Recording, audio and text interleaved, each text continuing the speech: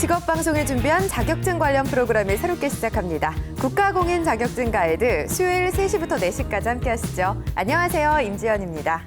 최신 자격증 관련 뉴스에서부터 전문가의 요모조모, 자격증 소개와 분석까지 낱낱이 공개드립니다. 안녕하세요. 캐스터 조영주입니다. 네, 국가공인 자격증 가이드 1부와 2부로 나뉘어서 다양한 자격증 소식들 전해드리고 있죠. 먼저 1부 함께할 분 소개해드리겠습니다. SH 커리어 컨설팅 김수연 대표님 소개합니다. 어서 오세요. 안녕하세요. 안녕하세요. 네, 반갑습니다. 자, 먼저 한 주간의 자격증 관련 뉴스를 전하는 시간이죠. 잡아라 자격증 뉴스 코너입니다.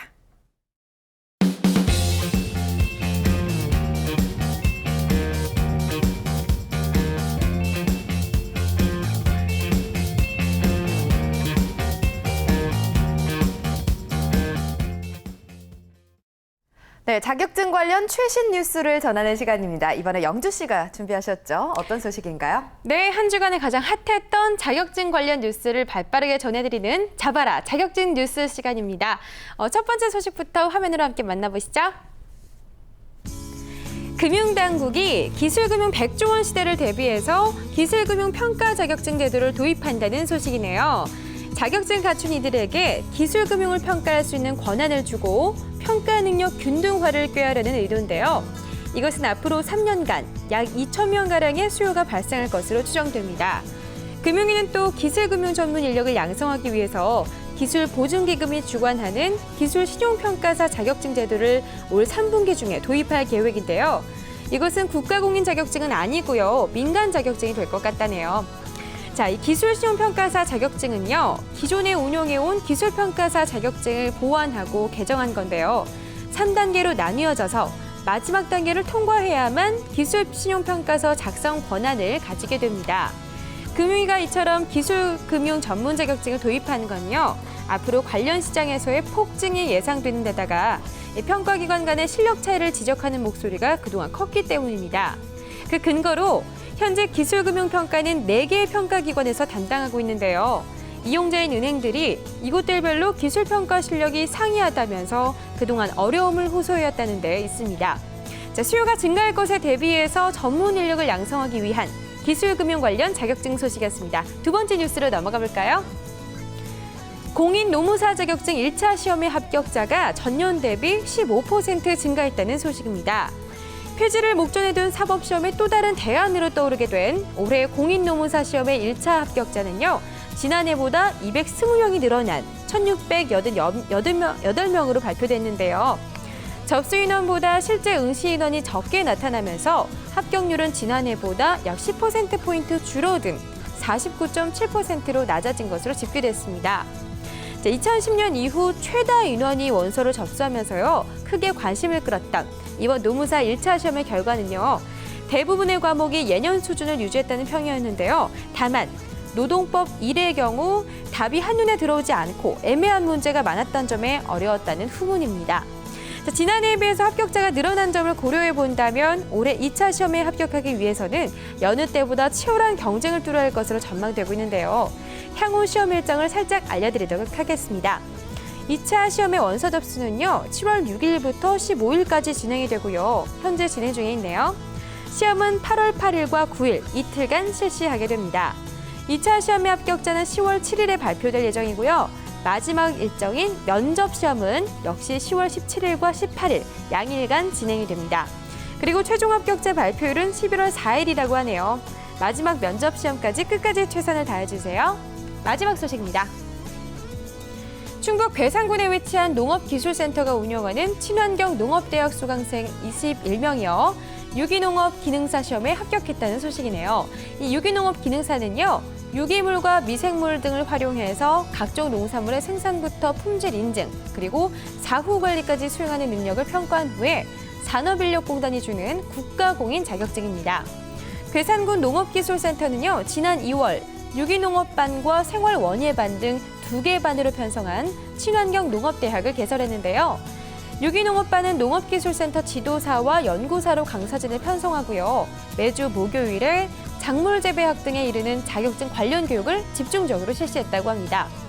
또 친환경 병해충 방제법, 유용 미생물 활용법, 토양 관리 등을 실시 교육한 결과 이번에 이렇게 21명의 기능사를 배출한 겁니다. 그동안 괴산군은 2005년부터 친환경 농업대학을 운영해 오면서 총 64명의 졸업생을 배출했다고 하는데요. 와, 정말 대단하죠? 농업 분야에서는 괴산군이 교육과 더불어서 그 실용성을 내다보고 앞서가고 있었다는 사실. 역시나 자격증 취득에도 빠른 정보가 중요하고요. 또 그에 걸맞는 시스템을 찾아가야 한다는 것 기억해 두시길 바랍니다. 지금까지 잡아라 자격증 뉴스였습니다. 네, 소식 잘 들었습니다. 앞으로도 발빠르게 조영주 캐스터가 최신 자격증 관련 뉴스들 전해드리겠습니다. 굉장히 다양한 이슈들이 많았습니다만 오늘은 그 공인노무사에 대한 얘기를 잠깐 해보도록 할게요. 2010년 이후 응시 인원이 최다였다고 하죠. 그런데 또 문제는 조금 어려웠다고 하는데 왜 이렇게 많은 사람들이 공인노무사 준비를 하고 있다고 생각하세요, 선생님? 공인노무사가 굉장히 발전 전망성이 있다고 많이 보고 있고요. 실제적으로 공인노무사를 준비하게 되면 전공에 상관없이 취득이 가능하다고 보기 때문에요. 네. 실제로 다양한 분야의 시험을 할 수 있고 이런 부분 때문에 많이 구직자들이 몰린다고 보실 수가 있는 거죠. 네, 알겠습니다. 근데 문제가 좀 어려워졌다고 하니까 조금 더 열심히 준비를 해야 될 것 같습니다. 자, 이제 계속해서 자격증에 대해 파헤쳐보는 순서 이어가도록 하겠습니다. 모두의 자격증 시간입니다.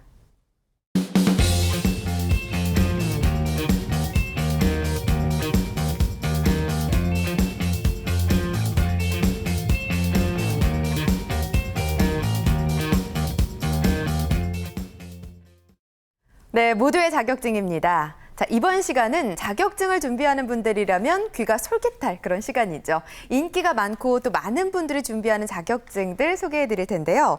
자, 김수현 대표님이 소개해 주실 자격증, 오늘은 어떤 건가요? 네, 오늘은 공인노무사에 대해서 알아보려고 하는데요. 네. 공인노무사 자격증에 대해서 얘기를 해보려고 합니다. 네. 그 법률전원이요, 직업 유망성 20개를 뽑았는데 그중에 9번째가 공인노무사라는 직업인데요. 네. 아까 잠깐 말씀드린 대로 발전 가능성이라든지 네. 고용 안정성이라든지 일자리 증가 가능성이 굉장히 높은 직업을 선택한 거고요. 공인노무사는 실제적으로 공인노무사 자격증이라는 게 필요하기 때문에 네. 오늘은요, 공인노무사와 공인노무사 자격증 취득에 대해서 알아보도록 하겠습니다. 네. 좀 전에 이제 뉴스에서 살펴본 공인노무사에 대해서 오늘 이제 자세히 얘기를 이어갈 텐데 유망 직업으로 이제 선정이 됐다고 하셨어요. 20개 중에 9위라고 했는데 사실 열심히 자격증을 준비하기 위해서 시간도 들이고 노력도 들이니까 유망하다고 하니까 준비하시는 분들은 또 힘이 날 것 같기도 하고요. 또 다른 유망 직업들도 어떤 것들이 있을까요, 자격증? 네. 법률전원에서 뽑은 것은 일자리 증가 가능성이라든지 네. 발전 가능성이라든지 고용 안정성 이 세 가지 항목에 주목을 했는데요. 실제적으로 뭐 이 순위별을 보시면 마취통증과 의사라든지 피부과 성형외과 의사들, 네. 심리학 연구원은 심리 전반적인 부분들을 연구하는 연구원이라고 보실 수가 있고요. 네. 임상심리사, 변호사, 온실가스 인증심사원, 회계사, 노무사, 수의사, 통역가, 이막연구원, 안과의사, 외과의사, 헬리콥터 조종사도 있고요. 오. 발달 정보 모델링 전문가, 오. 약사, 호스피스 전문가, 그다음에 세무사 변리사 순으로 20개를 뽑았고요. 네. 그중에서 공인노무사가 9위를 차지하고 있는 거죠. 9위를 차지했다고 하니까 열심히 준비를 해야 될 것 같아요. 예, 직업 유망성 점수를 저희가 매긴 걸 보여드렸는데 이걸 바탕으로 자격증을 또 준비하는 것도 도움이 될 것 같습니다. 자, 오늘 노무사 얘기를 할 텐데 사실 노무사는 굉장히 많이 들어봤지만 사실 저도 자세하게는 잘 모르는 것 같아요. 어떤 일을 하는 그런 건가요? 그 노동 전반의 상황을 분석하는 거거든요. 분석을 해서 실제적으로 합리적인 방안을 제시해 주는 게 공인노무사라는 직업인데요. 네. 실제 근로자의 채용에서 퇴직까지를 처리를 하고요. 모든 법률적인 문제를 담당하게 됩니다. 네. 특히 이제 공인노무사 같은 경우에는요. 전공에 상관없이 취득을 하기 때문에 네. 이런 발전 가능성 때문에 많이 보시기도 하고요. 앞으로 일자리 증가 가능성이 굉장히 높기 때문에 이슈가 되고 있다고 보실 수가 있죠. 네. 그렇군요. 노동관계 전반을 분석하고 그 상황을 취득한다라고 하셨는데 네네네. 노동 전반이라고 하면서님 회사랑 근로자 둘 다를 말하는 건가요? 그렇죠. 노측과 사측을 모두 본다고 보시면 되겠고요. 네. 실제적으로 노동사건의 대리 업무를 합니다. 그렇다라고 하면 노동위원회에 부당 해고에 대한 제소를 한다라든지 산재 신청을 한다라든지 네. 대리 임금 체불을 했을 때 진정 고소를 한다든지 체당금 신청을 한다든지 분쟁이 생겼을 때 중재를 한다든지 기업 측 입장에서 보면요. 기업의 노조 법률 정책 자문을 하고요. 네. 실제적으로 인사제도를 정비하거나 노무 관리하는 업무를 맡게 되는데요. 네. HR 컨설팅이라고 해서 전략을 수립하고 성과가 낮은 사람에 대한 관리라든지 네. 직무가 회사별로 어떻게 설정됐는지에 따라서 직무 설계를 하기도 하고요. 성과 관리, 성과 평가에 대한 관리를 직접 하기 때문에요. 인사 노무 전반을 본다고 볼 수가 있고요. 네. 직무를 실질적으로 평가를 해서 그 평가에 관련돼서 진단을 하기도 하고요. 노사 컨설팅이라는 것은 단체 교섭이나 단체 협약에 대해서 어떻게 진행이 되는지 분석을 하기도 합니다. 네. 급여나 아웃소싱 같은 경우, 급여나 사대보험 같은 경우에는요, 보통 기업이 아웃소싱을 맡기기도 하는데 네. 이런 업무들을 이제 공인노무사가 대체하기도 하고요. 네. 고용에 대한 컨설팅, 기업이 이제 교육에 대한 부분들을 맡고 있다라고 하면 교육 서비스도 제공을 하고요. 그 지원금 신청을 대신하기도 하는데요. 그 중소기업 지원금이라든지 신규 고용촉진 장려금이라든지 고령자 고용촉진 장려금 등에 대한 지원금 신청 업무도 실제적으로 공인노무사가 대신하기도 합니다. 네. 정말 상당히 다양한 일들을 하고 있네요. 회사와 또 노동자 간의 어떤 조율 업무뿐만 아니라 뭐 인사 관리, 뭐 급여 관리, 교육 여러 가지 일들을 하고 있는데 자, 그렇다면 이 자격증을 어떻게 취득해야 되는지 참 궁금해요. 사실 요즘에는 이제 많이 바쁘다 보니까 인강으로 준비하시는 분들 네, 있거든요. 맞아요. 독학하면서 가능할까요? 실제적으로요, 세 가지 방법이 있어요. 독학을 한다든지, 인강을 듣는다든지, 네. 실제적으로 뭐 학원을 간다든지 할 수 있는데요. 전문 직업이다 보니까 혼자 독학하는 건 조금 어려울 수 있다라는 어려울 것 평가들이 같아요. 있고요. 네. 그렇기 때문에 뭐 세 가지 방법 중에 선택을 하시면 되는데 사람마다 준비를 어떻게 하는지 학습도라든지 이런 게 다 다르기 때문에요. 잘 맞는 방법을 본인에 맞게 선택하시면 되겠고요. 시행 기관은 한국산업인력공단입니다. 시행처는 노동부이기 때문에요. 이거에 맞게 잘 정보 찾아보시고 지원하시면 될 것 같습니다. 네. 그 노무사 직업 얘기하실 때 이제 발전 가능성에 대한 말씀을 많이 해주셨어요. 전공에 관계없이 지원 가능하다고도 말씀을 하셨고, 네네. 하지만 아무래도 법적인 부분이 있기 때문에 이제 관련 법을 준비한 분들이 좀 유리하지 않을까 그런 생각도 드는데 어떤 면에서 이 노무사라는 거를 발전 가능성이 있다고 보시나요? 시장 경제가 굉장히 활성화되다 보니까 급변하는 경영 환경들이 보여지거든요. 그러다 네. 보니까 무언가 전문적인 인력이 필요하게 되고 공인 노무사가 이런 부분들을 전문적으로 처리를 하게 되는 거죠. 네. 특히나 대기업에서는 인사팀에서 전문 역량을 가진 공인 노무사가 굉장히 절실하게 필요하게 되는 거고요. 네.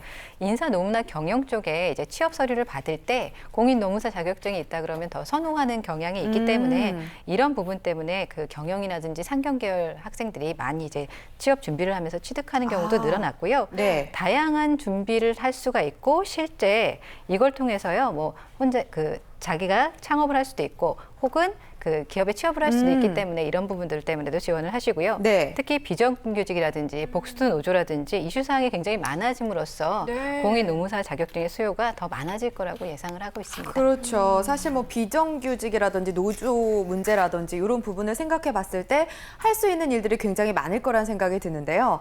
사실 조금 어려울 것 같아요. 문제도 어려워졌다고 하셨잖아요. 네네네. 준비를 좀 언제부터 시작을 해야 될까요? 어느 정도 기간을 두고 준비를 해야 될까요? 실제적으로요, 뭐 1차 시험 면제가 되시는 분들도 있고 이런데 아. 그럴 네. 경우에는 경력이 있으신 경우에 그럴 경우거든요. 아. 그런데 그분들도 6개월 이상 준비를 했을 때 좀 어렵다라고 느끼시는 6개월 정도이기 해도 때문에 어렵다. 그렇죠. 그래서 2015년도는요, 1차가 6월 달에 실시를 했어요. 6월 네. 6일 날 실시를 했고요.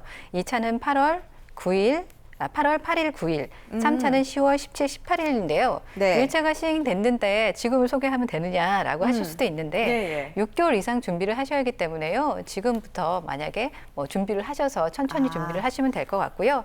미리 차수를 미리 선택을 하셔서 준비 기간을 충분히 두시고 시험 준비를 하시는 게 더욱 유리하다고 보실 수가 있습니다. 네. 그렇군요. 저 시험 볼 때 객관식 경우에는 찍기가 가능한지가 중요한데 선생님 가끔 네네. 보면 논술형 시험 문제가 나오는 데가 있어요. 네네네. 그래서 시험 문제 유형에 대해서도 궁금한데 어떨까요? 공인 노무사는요, 실제적으로 공부를 하면 1차 시험은 그렇게 어렵지 않다라고 이제 많이 네. 평가를 하시는데 1차는요? 네네. 네. 오지 선택형이세요. 그래서 25문제가 출제가 되고요. 각 과목은 40점 이상, 네. 평균 60점 이상이면 합격이 되기 때문에 네. 일부 이제 전문 강사들이 얘기하기에 공부를 했다면 합격해야 된다. 이렇게 말씀하시는 분들이 많이 계시거든요. 네. 근데 2차 시험은요, 논문형이기 때문에 아. 3문제가 출제되고 노동법으로 또 4문제가 출제가 되세요. 그렇기 때문에 2차 시험에서 좀 당락이 많이 달라진다고 보실 수가 있어서 1, 2차 모두 좀 준비를 잘 하셔야 된다고 보실 수가 있습니다. 네, 2차 시험이 그 관건이네요. 어떻게 잘 치르느냐가 이제 관문이 될 수 있을 거란 생각이 드는데 2차는 이제 8월 8일부터 9일에 치러진다고 하고요. 3차도 있다고 들었습니다. 3차는 어떤 시험 전형이에요? 그 1인당 10분 내에 면접이라고 보시면 면접. 되는데요. 좀 특이한 부분이 평점 요소가 상, 중, 하 3점, 2점, 1점으로 이렇게 되어 있고요. 네. 총 12점 만점이거든요. 네. 그런데 각 그 시험위원이 평점을 해서 실제적으로 과반수 이상이 그 만약에 하를 줬을 경우에는 네. 불합격 처리가 되거든요. 아, 그래서 과반수 이상이요? 예, 네. 그런데 이제 이 경우는 2차 시험의 난이도가 굉장히 높기 때문에요. 네. 뭐 퍼센테이지가 그렇게 뭐 높다고 볼 수는 없지만 그래도 3차 면접도 따로 준비는 좀 하셔야겠죠. 네. 그렇다면 선생님 이런 것들도 재수, 삼수하는 분들이 나오겠네요, 당연히. 그 공인노무사 같은 경우에는요, 네. 그 올해 하고 내년까지 또 1차 합격한 다음에 뭐 2차는 그 내년에 준비하시는 분들이 또 있고 이러기 아. 때문에요. 시험 준비를 장기간 기간을 좀 두고 많이 준비하시는 편이라고 보실 그럼 수가 있는 1차 거죠. 시험 결과는 이게 언제까지 유효한 2년 동안 거예요? 유예하다고 보실 수가 2년이요? 있어요. 네네네. 거의 뭐 사법시험이랑 좀 비슷하다고 비슷하네요. 생각을 하면 될 것 같아요. 그렇죠. 그래서 네. 준비 기간도 조금 넉넉하게 두시는 게 훨씬 더 효과적이라고 보실 수가 있습니다. 아. 네, 선생님이 말씀하셨을 때 이제 경력이 있을 경우에는 좀 면제되는 것도 있다 이런 말씀을 하셨는데 시험 과목이 면제되는 건가요? 아니면 뭐 차수 중에 면제가 되는 건가요? 어떻게 되는 건가요? 1차 시험 중에서 일부 과목이 면제가 되는데요. 1차 시험에서요? 네네네. 네. 그 해당 경력 통산 10년 이상 되는 사람에게요. 10년 이상이요? 네, 예. 1차 시험 중에 노동법 1과 노동법 2를 면제하는데요. 아. 고용노동부나 그 소속기관, 중앙위원회 공무원이거나 지방단체, 뭐 국토해양부라든지 선원 근로감독관이라든지 노동조합 업무 전담자라든지 그 일반적으로는요, 상시 근로자 300인 이상 사업장에서 노무 관련된 업무를 했다라고 하면요, 1차 시험에 뭐 노동법 1, 2를 면제해 주고요. 그 외에도 노무 관련 지도자 업무를 했던 분은 뭐 10년 이상 경력이 된다 그러면 1차 시험의 일부 과목을 면제해 주고 있습니다. 10년 이상 경력을 했으면 노동법 1, 2 정도는 당연히 알 거다라고 보는 거네요. 네네, 그런 거죠. 네, 이 관련 경력이 있다면 아무래도 좀 이익이 되는 부분들, 유리한 부분들이 있다고 하니까 참고하시고 또 관련 직종에 계시는 분들은 자격증에 한번 도전을 해보시는 게 참 좋을 것 같습니다. 네, 2차 일부 시험도 면제가 되시는 분들이 실제적으로 있으세요. 아, 그분들은 네. 뭐 고용노동부 소속기관의 공무원으로서 뭐 이렇게 기간 자체가 15년 이상이었을 때 15년, 그렇고요. 네. 경력 산정 자체가 뭐 3차 시험 합격자 발표일까지이기 때문에 요 점 유의하셔서요. 1, 2차 시험에 면제 대상이 되는지 확인하시고 지원하시는 것도 좋은 방법인 것 같습니다. 네. 네. 자격증 준비하시는 분들이라면 이렇게 면제 사항이 있으니까 좀 잘 알고 체크하셔서 준비하시면 좋을 것 같습니다. 자, 가장 궁금한 건 사실 수입적인 부분인 것 같아요. 네. 수입이 괜찮을까요? 힘들게 준비했잖아요. 보통 보통 이제 3천에서 5천 정도의 기본으로 본다라고 하는데요. 사실은 이건 이제 기본적인 급여라고 보실 수가 있고요. 네. 사건 수임 배당에 따라서 또 달라지는 부분들이 있기 때문에 수임 배당이 15부터 한 25%까지 이제 좀 올라가고요. 그러다 보니까 임금 자체는 3천에서 5천으로 책정이 돼 있다 하더라도 사건 수임에 따라서 고소득으로 좀 가능하기 때문에요. 이런 부분 때문에도 또 많이 지원하시는 걸로 알고 있고요. 연차가 지날수록 더 많은 수임료나 혹은 더 많은 경력에 대한 수임을 받기 때문에요. 이런 부분 때문에 또 많은 분들이 지원하신다고 보실 수가 있습니다. 수입적인 부분에서는 괜찮네요. 어쨌든 네, 또 그럼요. 본인이 열심히 준비하는 대로 또 가망성이 있을 것 같고 가능성이 있을 것 같고요. 이게 또 법인 설립도 가능하지 않나요? 실제적으로요, 그러니까 본인이 노무사를 해서 어느 정도 이제 경력을 쌓은 분들이 많이 이렇게 본인의 사업체를 낸다라고 노무법인을 내신다고 보실 수가 있는데요. 이런 것도 실제로 많은 경력이나 노무 전담 문제들을 해결한 이후에 가능하시기 때문에요. 그런 부분을 감안하셔서 설립을 하시는 게 유리하다고 보실 수가 있습니다. 네. 아무래도 이제 노무사, 사자가 들어가는 직업이다 보니까 네. 그런 비슷한 형태를 좀 띠고 있는 것 같습니다. 법적인 부분을 또 조율해야 되고 사람을 상대하는 일들이 굉장히 많을 것 같아요. 적성에 좀 잘 맞아야 될 것 같은데 어떤 분들이 이 일에 좀 적합하다고 판단을 하시나요? 그 인사 노무 관리적인 측면이요, 굉장히 손이 많이 가는 일들이거든요. 네, 그렇기 그렇죠. 때문에 스트레스가 굉장히 만만치 않습니다. 그래서 관리적인 마인드가 당연히 있으셔야 되고요. 법률적인 지식이 있어야 본인이 어떻게 그 대안을 제시했느냐에 따라서 모든 게 달라질 수 있는 상황들이 되기 때문에 네. 해결 방안을 적절하게 제시할 수 있는 분들이 좀 유리하다고 보실 수가 있고요. 사람들을 굉장히 많이 대해요. 노측과 사측을 모두 다 대하기 때문에 커뮤니케이션이라든지 이런 대인 관계력이라는 게 굉장히 중요하다고 할 수 있고요. 이런 네. 마인드를 가지신 분들이 좀 유리하다고 보실 수가 있습니다. 네. 자, 시험이 사실 쉽지 않다고 말씀을 하셨습니다. 합격률을 좀 살펴볼까요? 네, 2014년 기준으로요. 1차 시험에는요. 2,452명이 응시해서 1,468명이 합격을 해서 59.9%가 합격했다고 보실 수가 있고요. 네. 2차 시험은 2,135명이 응시해서 250명, 11.7%가 합격했기 때문에 2차 시험이 좀 어렵다고 보시면 되고요. 어렵네요. 네. 평균 8대 1, 9대 1 정도의 그 유리라고 보시면 될 것 같습니다. 네, 제가 보기에는 합격률이 상당히 낮은 것 같아요. 어려운 것 같이 생각이 됐는데 어려운 편인 거죠? 그렇죠. 어려운 네. 편이고요. 전문적인 자격이고 공인 자격증이다 보니까 그리고 더 이슈가 많이 되다 보니까 많은 분들이 지원하시고 그만큼 조금 더 난이도가 어느 정도는 있다라고 보시는 게 정확하겠죠. 네. 자, 오늘 공인 노무사 자격증에 대해서 알아보고 있습니다. 법 관련 부분을 좀 공부를 해야 되기 때문에 어려울 수도 있을 것 같다는 생각이 듭니다. 자, 자격증 취득을 준비하고 있는 분들이 많은 분들이 저희 프로그램 보고 계실 텐데 어떻게 준비하면 좀 합격률을 높일 수 있을까요? 노동법 같은 경우에는 1차에도 있고 2차에도 시험이 있거든요. 네. 그렇기 때문에 1차, 2차 마친다 그러면 2차 위주의 주관식을 위주로 해서 공부를 하시고 같이 이제 객관식을 준비하시면 될 것 같고요. 네. 민법 공부가 실제적으로 일반인에게는 조금 어렵다라고 해요. 그래서 민법 공부에 좀 힘을 드시면 될 것 같고요. 민법에는 한자도 되게 많지 않아요? 여러 가지가 있는데요. 사실은 민법이 그렇게 막 익숙하게 다 와닿지가 않기 때문에 네. 그런 부분을 좀 많이 어려워하신다라고 보실 수가 있고요. 네. 실질적으로 노동법은요, 공부를 어느 정도 했을 경우에는 한 7, 80점 정도 받기 때문에 이 부분 때문에 1차 시험을 조금 더 쉽게 보시는 것 같고요. 근로기준법과 노조법 위주로 나오고요. 나머지는 이제 법조문 위주로 공부를 하시면 되는데요. 네. 공부 순서는 민법이라든지 그다음에 노동법 1, 2, 사회보험법 순으로 좀 많이 공부를 하신다고 보시면 되겠습니다. 좀 질문이 생기는데요. 네. 제가 교양 과목으로 법 공부를 해봤더니 무조건 외우는 게 아니라 네, 그 네. 사례에 관해서 네, 이런 네. 상황에는 어떻게 하겠느냐 네, 네, 뭐 네, 이런 것들이 사례 위주로 주어지더라고요. 사실은 그런데요. 어떤 네. 그 공인 노무사라든지 이런 시험들 같은 경우에는요. 사례가 분명히 있죠. 그런데 네. 그런 사례들을 너무 이제 어떤 한쪽으로만 보게 되면은 공의 공정성이라든지 그렇죠. 실제로 떨어지죠. 어떤 네. 정답에 어떤 뭐 합격을 할 수도 있고 아닐 수도 있는 부분들이 커지기 때문에요. 네. 어떤 정답을 볼 수 있는 질문들이 좀 많이 나온다라고 보시면 좀 나을 것 그래요. 같습니다. 네. 그렇군요. 네, 네, 또, 경영학적인 부분에서는 또 어떻게 네네. 준비를 해야 될까요? 경영학은요, 경영 일반이라든지 경영 관리, 조직과 인사적인 측면이라고 보시면 될 것 같은데요.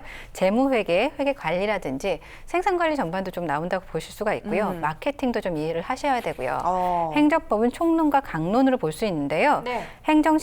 심판과 소송을 다루는 쟁송법, 법원은 행정소송을 다루고요. 행정심판위원회가 행정심판 이렇게 다루게 되는데요. 이 두 가지를 아우르는 쟁송법을 공부하셔야 되고요. 쟁송법은 총 4편으로 되어 있는데요. 실제적으로 뭐 4편까지만 알아도 된다라고 하시는데 1에서 4편까지를 다 알아야 가능하다라고 보실 수가 있습니다. 네, 그렇군요. 선생님, 저는 가장 궁금한 질문이 취업에 관한 건데요. 네네. 취업이 노무사 공인 자격증 취득하고 나서는 개업 말고도 다른 취업 방향이 있는지 좀 그렇죠. 궁금해져요. 아까 노와 사측을 다 이제 아우른다고 말씀을 드렸잖아요. 네. 그랬더니 기업의 인사팀이라든지 노무팀이라든지 공공기관, 시청이나 구청, 공사 등에 이제 취업을 하실 수가 있고요.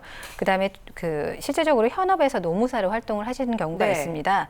노무법인, 아까 말씀하신 노무법인을 설립해서 사업체를 설립해서 운영을 할 수가 있고요. 예. 그 외에도 한국노총이라든지 민주노총의 대형 노조 쪽도 그 농인 노무사를 실제적으로 취업으로 하실 수가 있는 거죠. 네. 아, 그렇군요. 자, 마지막으로 공인노무사 준비를 하시는 분들께 좀 자격증 취득 시 알아둬야 될 부분이 있다면 좀 정리해서 말씀해 주시죠. 아까 말씀드린 대로요. 공인 노무사 자격증이 있으면 굉장히 취업에 유리한 게 사실입니다. 네. 그런데 실제적으로 노무사 자격증이 있다고 꼭 취업이 되는 건 아니거든요. 어떤 사람을 만나는 거에 대한 스트레스가 없다라든지 내가 이 관리적인 측면에 대한 마인드가 충분히 있어야 되고요. 그런 다음에 여러 사람들한테 교류를 하면서 그 안에서 스트레스를 잘 해소하실 수 있는 분들이 고소득이다라고 해서 지원하시는 거나 자격증을 취득하시는 분들이 있는데요. 이럴 경우에는 얼마 못 가서 그만두시는 경우가 발생을 하기 네. 때문에 이런 부분을 잘 탐색하셔서 공인모사 자격증을 취득하시는 게 굉장히 합리적인 선택이라고 보실 수가 있겠죠. 네, 알겠습니다. 자, 국가공인 자격증 가이드 1부 모두의 자격증 시간에서는요. 자, SH 커리어 컨설팅 김수현 대표님과 함께 공인노무사 자격증에 대해서 자세히 알아봤습니다. 선생님 고맙습니다. 감사합니다. 고맙습니다. 네. 잠시 후 2부에서는요. 미래 유망 직종으로 떠오르는 자격증에 대해서 소개해드리겠습니다. 2부에서도 함께해 주세요. 채널 고정 부탁드립니다. 정부민원 콜센터 110. 복잡한 서류 상담, 아이 돌봄 상담, 헷갈리는 세금 문의까지 온 국민의 불편함이 없도록 국민 곁에 110. 정부민원 110.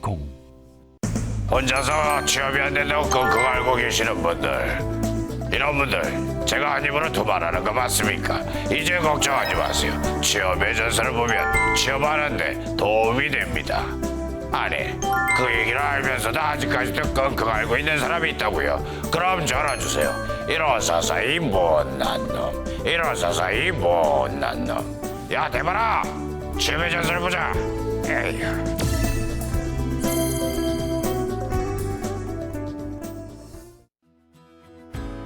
우리는 취업 준비생에게 힘이 되고 싶었고 그들이 든든한 사회의 일꾼이 되길 바랬습니다.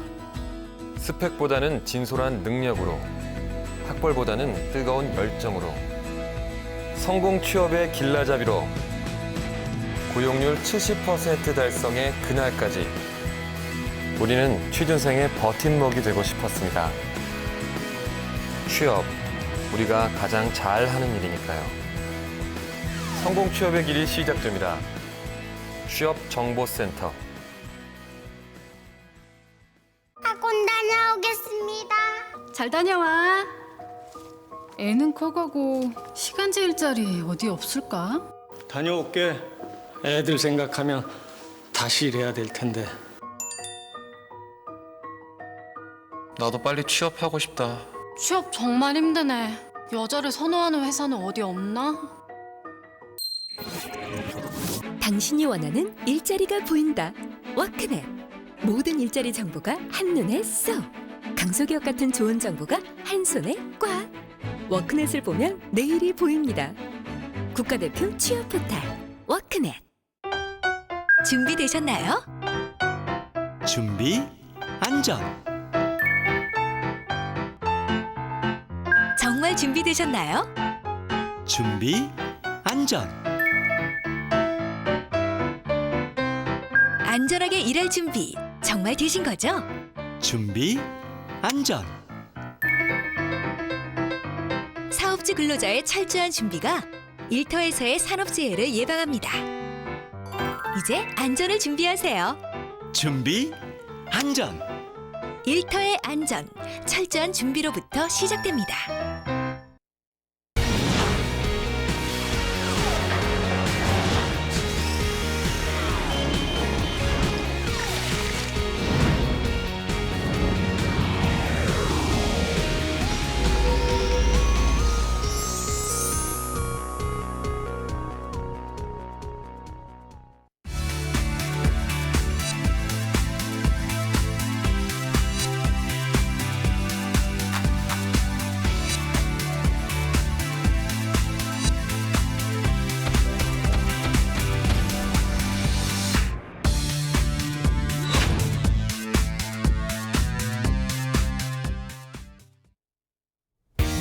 네, 국가공인 자격증 가이드 2부 시작하겠습니다. 자, 이번 이 시간에는요, 새롭게 등장한 자격증에 대해서 알아볼게요. 자격증 핫트렌드입니다.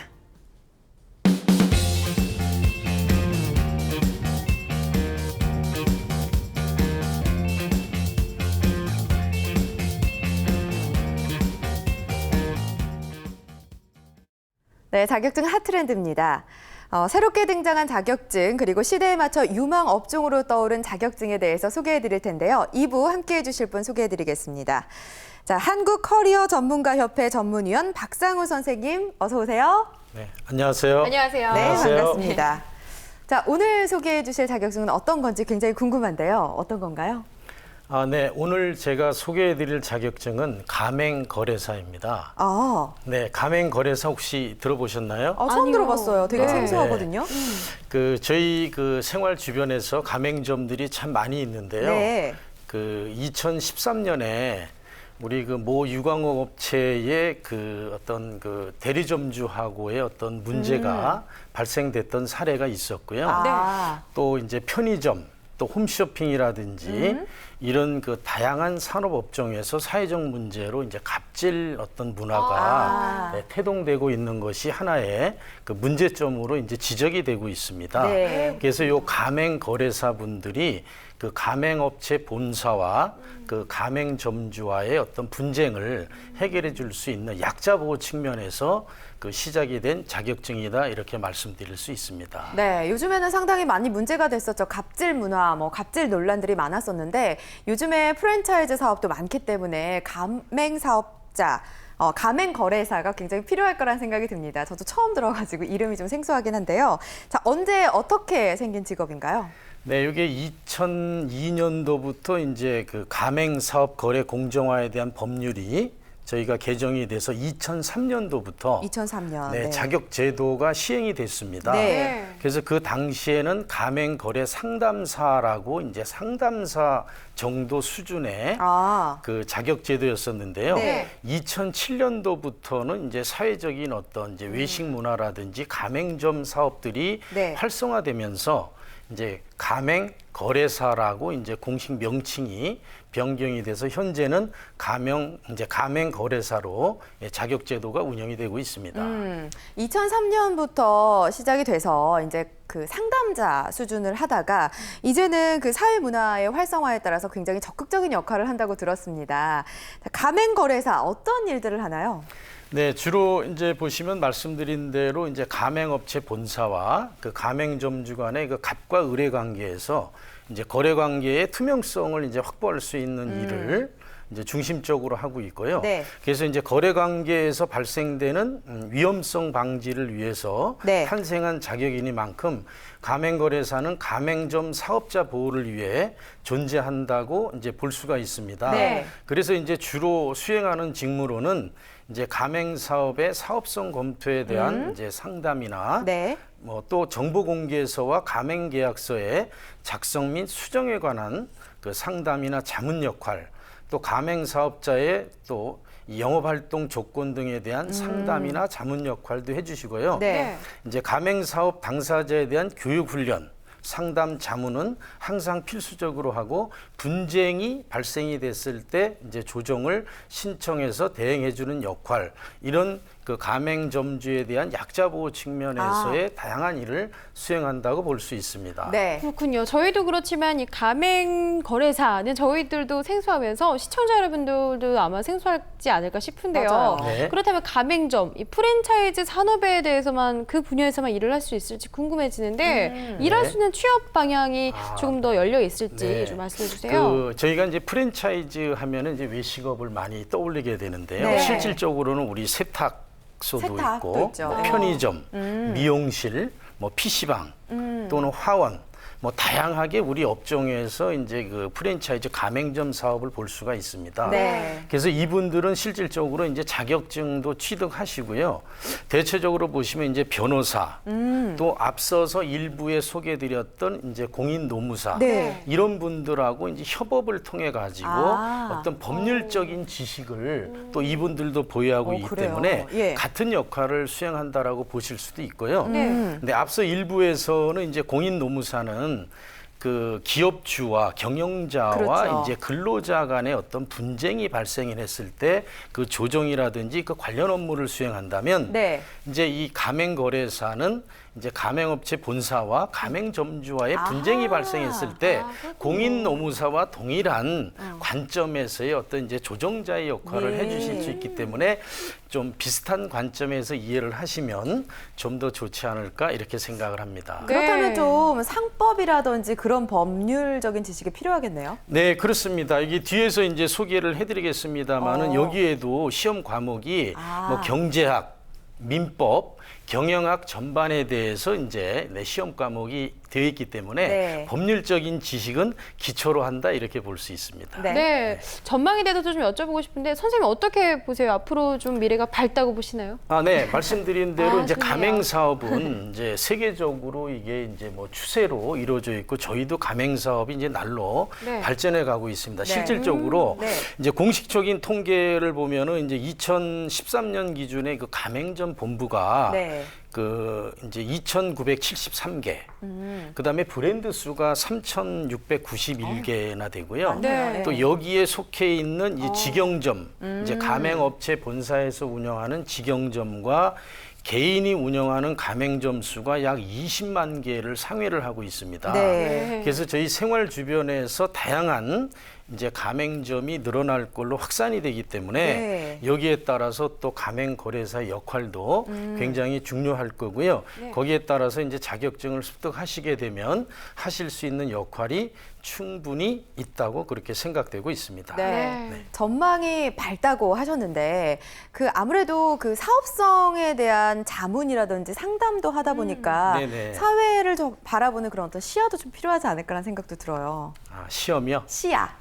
시야. 네. 네, 그렇습니다. 아무래도 이제 그 해당 진입하려고 하는 업종에 대해서 네. 시장성은 어떤지, 그렇죠. 이게 지금 성장기에 있는 업종인지, 네. 또는 이게 성숙기에 있는지, 그렇죠. 쇠퇴기에 있는지 나름대로의 어떤 시장 흐름을 잘 파악하는 것도 이 가맹거래사가 해야 될 역할 중에 하나라고 볼 수 있겠고요. 네. 그래서 이러한 부분들은 이제 자격증을 취득을 하고 나면은 독자적으로 어떤 역할을 수행하기보다는 그 공정거래위원회의 이제 네. 산하기관인 사단법인 그 대한가맹거래사 협회가 있습니다. 네. 협회에서 실무교육도 수시로 또 이게 교육도 받으시고 또 그 협회 차원에서의 어떤 가맹거래사의 어떤 교육 지원이라든지 정보 제공 이런 부분을 다양하게 해주시기 때문에 어떤 독자적인 역할보다는 그 기관과 연관된 그 일을 수행하시기 때문에 충분히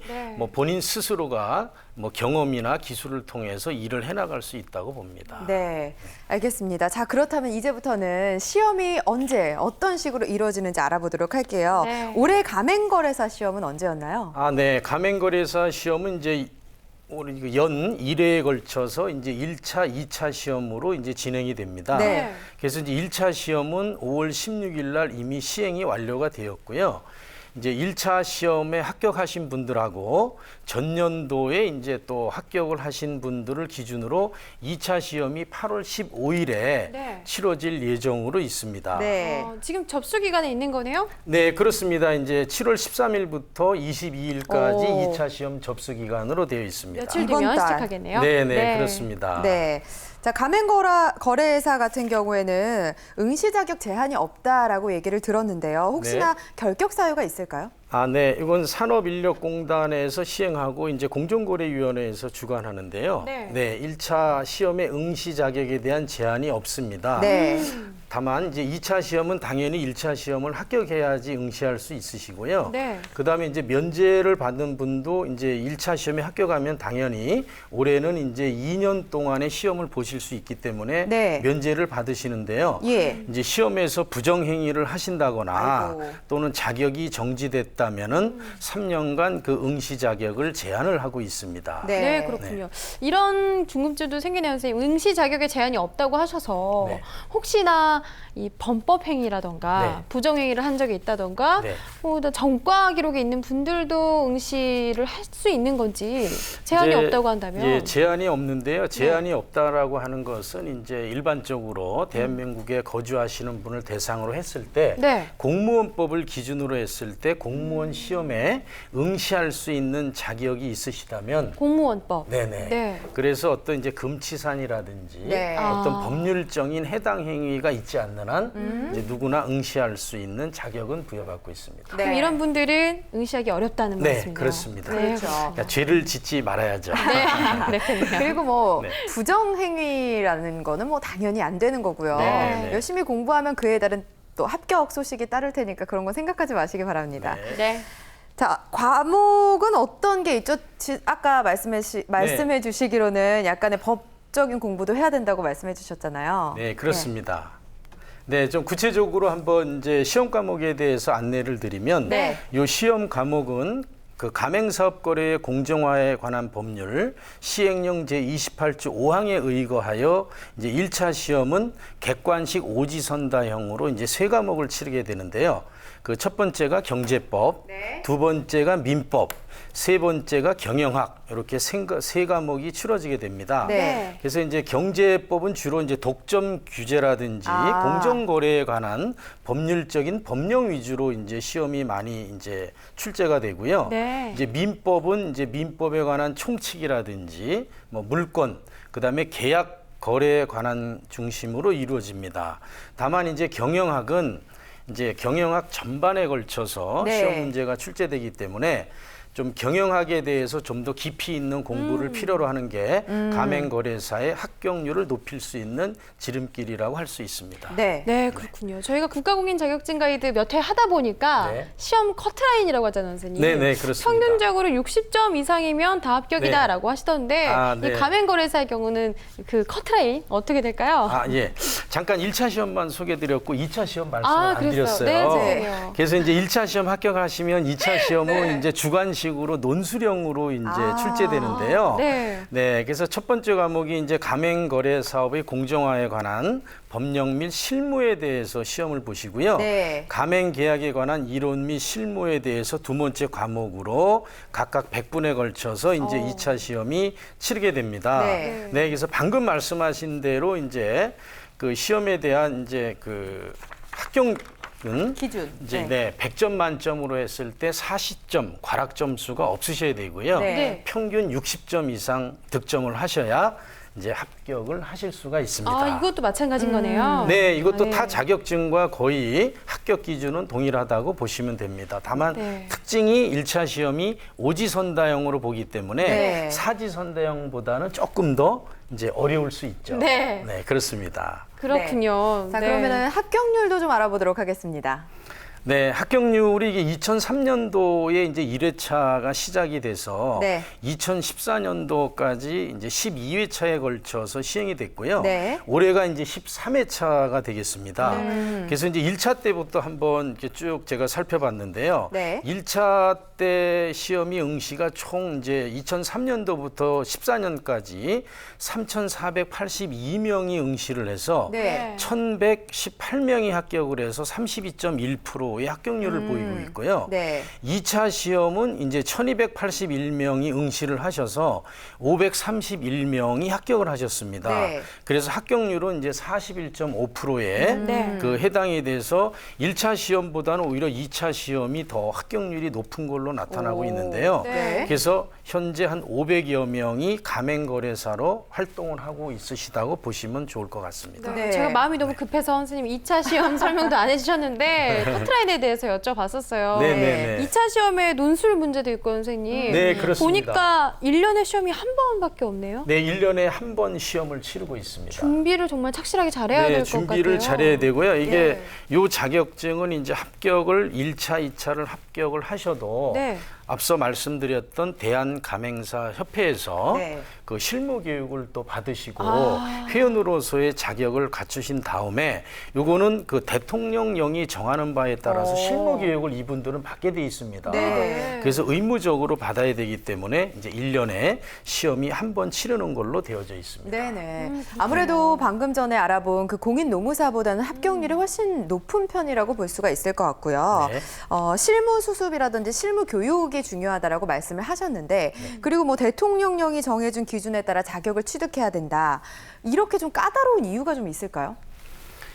어떤 이제 그 가맹점주와의 역할 관계에 있어서의 조정 분쟁 역할을 이분들이 하셔야 되고 법률적인 지식을 갖고 있는 전문가 집단이기 때문에요. 그 전문가 집단으로서의 역량을 발휘하기 위해서는 그 보다 폭넓은 어떤 지식을 갖고 있는 게 좋다고 그렇게 생각되기 때문에 그 사단법인 가맹거래사 협회 차원에서 진행을 하고 있는 거고요.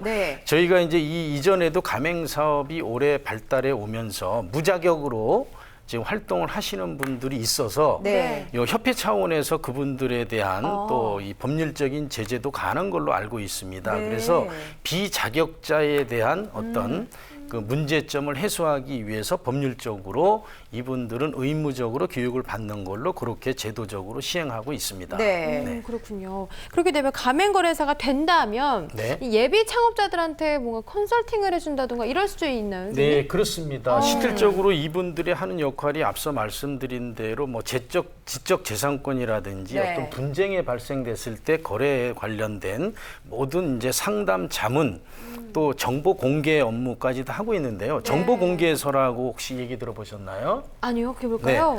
그 가맹점이 이제 신규 창업을 하시게 되면은 이제 가맹점 본사에다가 그 내가 그 가맹점을 열고자 하는 지역에 최소 10곳 정도의 네. 그 현재의 운영 상태에 대한 정보 공개를 요구를 하실 수가 있습니다. 그런데 실질적으로는 잘 이행이 되고 있지 않은 단점이 있는데요. 네. 그래서 이제 이분들에 대해서 실질적으로 같이 창업과 관련해서 자문을 해주신다면은 이런 컨설팅을 진행할 때 그런 것도 제공을 해드리고 네. 실질적으로 또 창업을 하시려는 분들이 88%가 전문가의 도움을 필요로 한다라고 그럼요. 이렇게 하고 있는데 네. 실질적으로는 전문가 도움을 없이 독자적으로 하다가 좀 낭패를 보는 분들이 많이 계시죠. 네. 그래서 그런 어려움을 겪지 않으려면 가맹거래사의 도움을 받으셔서 안정적인 창업을 하는 것이 무엇보다 중요하다라고 생각이 됩니다. 네, 자리를 좀 잡고 나서 이 컨설팅을 또 해줄 수 있느냐에 대해서 여쭤봤었는데 네.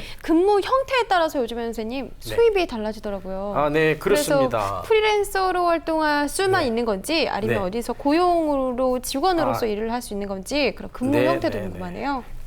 요 가맹거래사 자격증을 취득하면 네. 프랜차이즈 그 업체에도 근무를 하실 수가 있는데요. 네. 그 초임 기준이 그 2,500에서 3,000만 원 수준인 걸로 알고 있습니다. 네. 그래서 이제 그런 형태로 이제 그 가맹 업체에 근무를 하실 수가 있고요. 또 말씀하신 대로 협회에 그 몸을 담고 활동을 하실 수도 있는 방법도 있고 네. 또 변호사, 공인노무사와의 협업을 통해 가지고 같이 또 업무를 진행을 하실 수도 있고요. 네. 그런 다양한 형태로 하시기 때문에 실질적으로 이제 연봉이라든지 수입 수준은 뭐 공식적으로 밝혀진 거는 사실은 없는데 네. 그래도 앞으로 전망이 밝기 때문에 네. 자격증을 취득하면 고소득을 창출할 수 있는 좋은 자격증이라고 그렇게 소개를 드릴 수가 있고요. 네. 또 덧붙이면 네.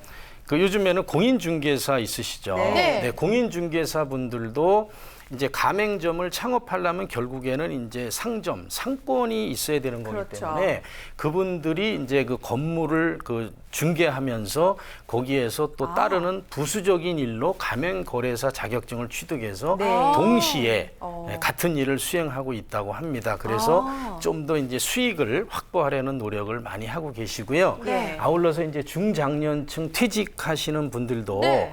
이제 회사에 오랫동안 재직하시다 보면 네. 이제 거래에 관련된 이제 계약 서류라든지 이런 거를 많이 검토를 하시기 때문에 법률적인 지식이 자연적으로 좀 쌓이게 됩니다. 네. 그럴 경우에 그분들도 자격증에 도전하셔서 이제 퇴직 이후에 제2의 인생을 또 걸으시는데 많은 도움이 될 걸로 생각이 됩니다. 네, 그렇군요. 사실 그 퇴직 이후의 삶을 계획하기에도 참 좋지만 많은 분들이 또 창업을 계획을 하고 계시기 때문에 일할 곳이 굉장히 많이 있을 거라는 생각이 들고요. 아직은 많이 알려져 있지 않으니까 조금 빨리 준비를 한다면 경쟁력이 있지 않을까 그런 생각도 그렇게 들어요. 생각을 합니다. 그래서 제가 이 가장 마음에 와닿는 내용이 하나 있는데요. 네. 그 중국의 알리바바 창업자인 그 마윈 마윈, 회장이 당신이 성공한 요인이 무엇이냐라고 물었을 때 네. 당신은 보고 나는 행합니다. 이렇게 답변을 그 성공 요인을 그 한 줄로 답을 했다고 하는데요. 네. 자, 이 자격증도 그만큼 빨리 그렇죠. 자격을 취득을 하시면 그 본인한테 좋은 그 역할이 기대될 수 있습니다. 네. 자, 행해야 된다고 하니까 지금부터 빨리 준비를 하셔야 될 것 같습니다. 가맹거래사 준비하시는 분들 오늘 정보가 큰 도움이 됐을 거라는 생각이 듭니다. 오늘 자격증 핫트렌드에서는요. 한국커리어전문가협회 전문위원 박상호 선생님과 함께 가맹거래사 자격증에 대해서 알아봤습니다. 선생님 고맙습니다. 고맙습니다. 감사합니다. 고맙습니다. 네. 자, 다음은 조용조 캐스터가 준비한 시간입니다.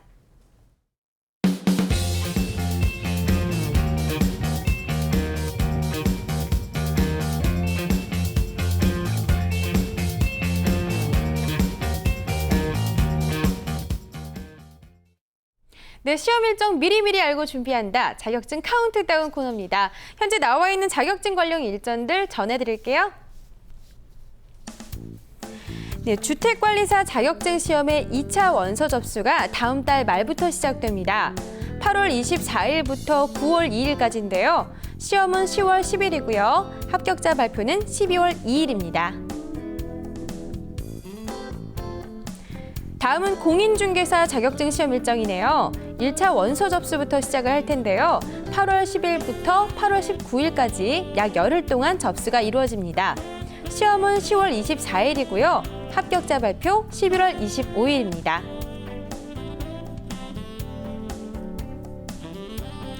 이번엔 청소년 지도사 자격증 시험 일정입니다. 1차 원서 접수 8월 10일부터 19일까지고요. 시험은 9월 12일에 시작됩니다. 그리고 합격자 발표일은 10월 14일이네요. 원서 접수에 필요한 서류들은 차곡차곡 미리 준비해 두시길 바랄게요. 마지막으로 관광 통역 안내사 자격증 일정입니다. 기다리시는 분들 많이 계시죠? 1차 원서 접수는 7월 27일 이번 달부터 시작돼서요. 8월 5일까지네요. 시험은 9월 5일, 합격자 발표는 10월 7일에 이루어집니다.